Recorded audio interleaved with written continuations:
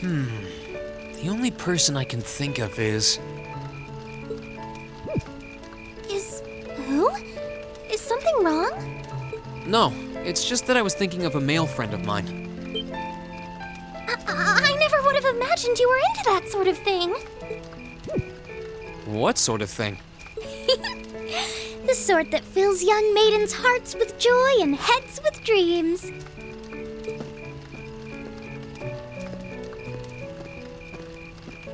Your Highness? Your Highness? Good evening, Reen. What a joy this is! Especially considering that Class 7 has no lack of fine gentlemen. Ooh! There are so many wonderful potential pairings that I hardly know where to start.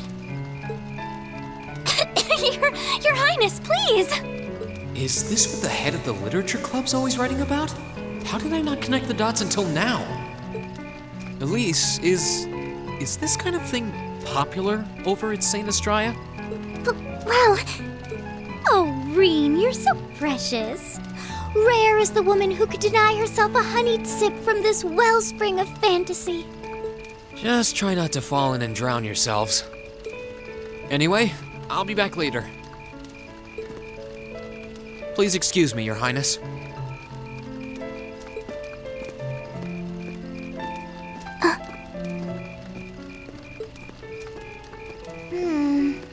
Maybe I should have taken matters into my own hands.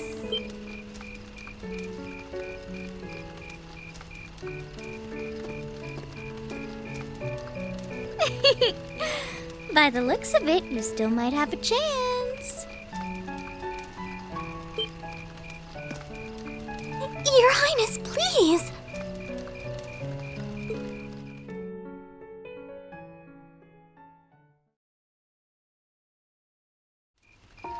Jusis. Reen? I'm surprised you're not dancing. I thought that would be your first stop after such a long chat with Rufus. We had a number of things to discuss, though I could say the same about you. I would expect you to have invited someone to dance with you by now. I tried asking Elise, but she shot me down pretty quickly. After a day like today, I feel like we owe ourselves a chance to sit down. Here to join me? You can't tell me you don't think a cold drink and a rest would cap today off perfectly. You make a compelling argument.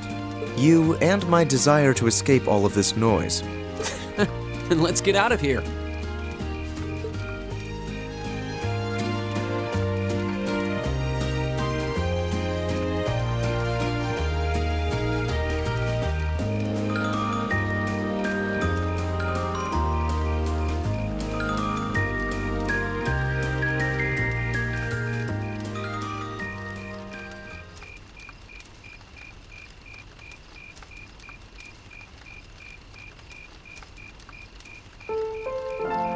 They certainly have an endless supply of enthusiasm, don't they?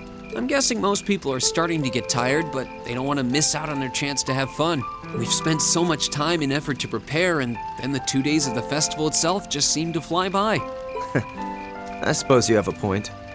Oh, by the way, you know how you were talking to your brother earlier? What were you two chatting about? Nothing much. The horses we've been raising in the riding club, our concert, and other such things. He was particularly surprised when I walked onto the stage wearing that outfit. Once his laughter subsided, he told me he couldn't have imagined me doing anything like that before I joined the academy. Well, at least he had fun. But he does have a point. I do believe I've changed since we all first met. I agree.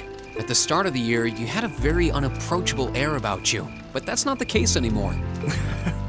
I'm certain that's due to the influence of some very atypical nobles, particularly Laura and yourself.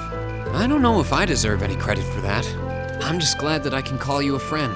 It's a small wonder how you always manage to say those kinds of things with a straight face. Regardless, I do want to thank you. For what? When I first came to this academy, I was trying to live my life as a perfect Alborea, just as my brother had taught me. But I gradually learned to exert my individuality. I'm here as Jusis Alborea, not the son of Duke Alborea. Had I not spent so much time with Class 7, and with you in particular, I never would have come into my own. I'm so happy to hear you say that. Well, here's to changing for the better. Agreed. We both have room for improvement, but that's what next year is for. We're going to be great.